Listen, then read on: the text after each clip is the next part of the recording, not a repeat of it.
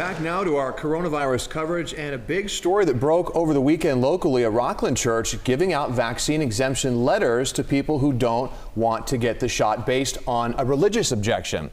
So after Sunday services, during the services, there were long lines of people that we saw waiting to pick up these exemption letters at Destiny Christian Church after Sunday service. Some people telling us they actually traveled 2 hours to get one of those letters. They were so touched. Joining us live now is the man who signed those letters, Pastor Greg Fairrington himself from Destiny Christian Church. Good morning and thanks for joining us. Good morning, Ty. How are you doing? I'm doing well. Thank you so much for joining. I know this is a tense situation for your church and your congregants.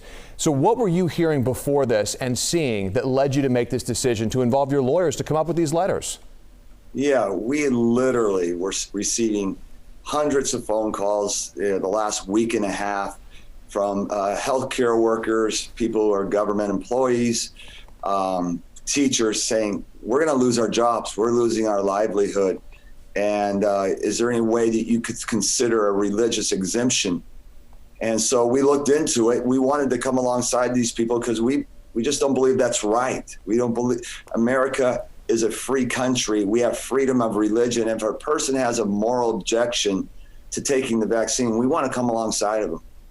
So since you did this, Pastor Fairrington, what has the response been from parishioners in general? And then also one of your public relations staff telling me that some people actually, a doctor came to tears after he received one of those letters. Tell me a little bit more about the response you've received.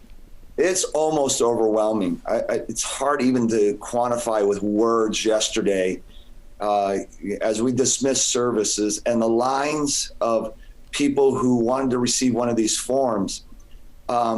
Were enormous, but these all represent lives. These are families, and people are in tears and thanking me. And it was overwhelming. All I can say was overwhelming to hear these people and their gratitude for somebody that will care enough to say, hey, I want to help you in your situation.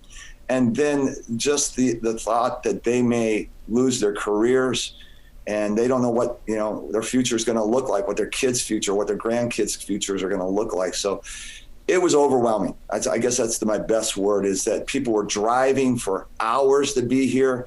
People who have watched online for the last year and a half, and first time they've come to Destiny in person.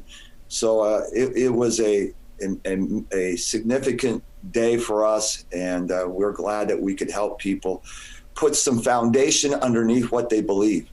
And Pastor Fairrington, Destiny Church is no stranger to criticism. You refused to close your doors when the governor mandated that last year, and now a new controversy. Many will, of course, criticize you for this, saying that you're hurting the efforts to curb COVID-19. What's your response to that criticism? Well, I'm going to go back to our founding fathers came to America and established our country because of religious persecution. And the first thing they wanted to do is provide churches, freedom of religion. And so when we shut the churches in 2020, it's a direct violation of our Constitution, the First Amendment. Congress shall make no law. There should be no law prohibiting the free expression of religion. And so here we are again, and people have a moral objection to taking a vaccine. There should not be a mandate in place. This should be, the freedom of conscience. They can make a choice. And so, yes, we're going to receive criticism. We understand that. But we understand that America is the land of the free. We get to make choices here. Pastor Fairrington, I'm sure some have called you anti-vaccine. Is Destiny Church anti-vaccine? I wouldn't say we're anti-vaccine. Now, if we start looking at how some of it was developed, we would have another conversation. But I'm freedom of conscience. I want people to make a choice. And if a person feels morally compromised, then we want to give them the ability to say, this is something I don't want to participate in. So I wouldn't say we're anti-vaccine at all. Some of my closest and dearest friends have taken the vaccine. And one more question for you. Was this a one-time offer for congregants and those seeking that letter, or will you be doing this in the future as the need continues? As the need continues. We're already this morning being inundated with people in the area and out of the area. And so, yes, we will continue to help people. And what we do is we build a foundation. Here's a document that says, this is what I believe.